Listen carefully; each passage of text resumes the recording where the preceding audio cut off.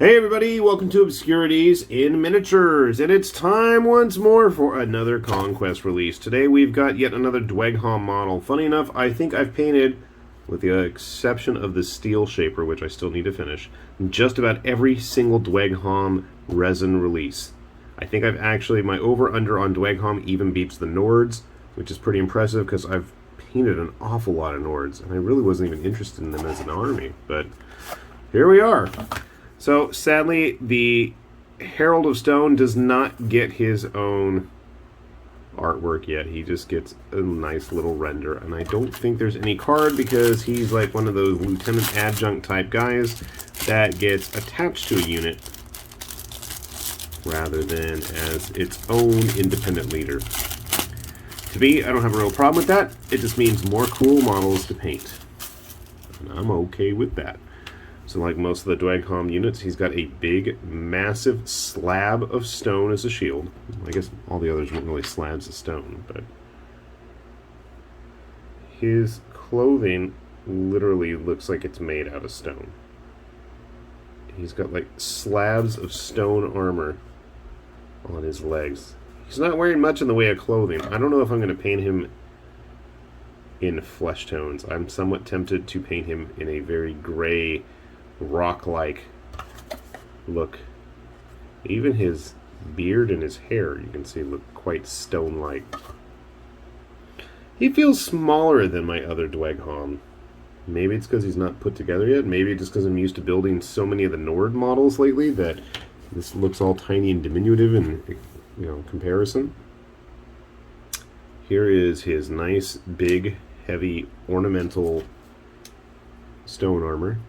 Because that's what I always do for fun, is wear stones on my shoulders. I think it goes like that.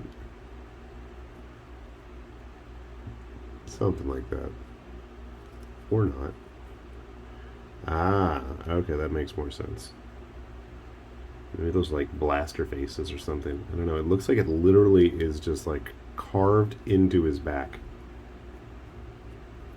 You can see there's like these rocky six-pack like indentations all across his back there. The chain here goes on the front of his shield. It's supposed to hang kind of like that. And finally he's got his American Gladiator's Q-tip cudgel for bashing people off of bridges and pedestals above water, right? Why am I referencing American Gladiator? I don't even know. Can I figure out how he holds this in it? There we go. Okay. It is keyed in a specific way. I guess if you really wanted to cut out the square shape so he's holding it, in a different position, all Son Goku style, that's a possibility. Overall, pretty straightforward. What, we have like 5 parts and all? That's not too bad. That is definitely doable. Sadly, he's just not got the, presence of somebody like the Conager, but, not every model can. Give me a sec, we'll get him all put together. We will have a parade of Dweghom as our friend here is inducted into the family of my tabletop, and we'll see how he turns out. Sit tight. Alright, we've got our Herald of Stone all glued together, and I gotta say, he is quite the thick model. I mean, this dude is just going off base in almost every possible direction. He is quite a chunky model. Definitely, I think if you were going to mix him in with other games that have dwarf units in it, you might want to be careful because I really feel like this is going to stand out. Now, on the other hand, if you want to use him as some kind of like exalted ancestor or something, I think that might be a really good idea. He's definitely going to be larger than life when it comes to dwarven models. With the other Dweghom, though, he's going to fit right in. Here we have the Hold Ray. I have a painted Artisan Series one, and I don't know what I did with him. I believe this is the Herald of Flame. I think he's still one of my favorite just because he does not look like the typical dwarf with a typical Hold Warrior here.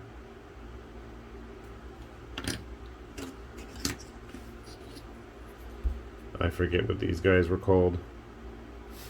Rune casters or I don't remember. Flamebringer dude. One of the earlier models. I feel the models themselves, in terms of sharpness, have definitely picked up in terms of quality. One of the Flame Berserker leaders. Putting them all out on display here so you can get a better look at them. I'll grab some Conquest humans while we're at it. But right now it's just Dweghom on parade. There we go. Or at least all of the Dweghom that I currently have handy. Some of them are put in boxes, some of them are tucked away. Some of them, like that artisan model, I don't know where I put him. So you can see, size-wise, he's going to fit in quite nicely with the rest of the released models. It's when you start mixing and matching, you get the issues. Here we have is it the Imperial Officer? I'm not up on my 100 Kingdoms. I've been spending too much time with the Wardrune. So you can see here with the Matriarch Queen that I painted, as I impatiently wait for an Apex Predator to show up in the mail. I'm probably going to keep the male Wardrune on there, but you can see there's definitely some good sense of size within the line itself.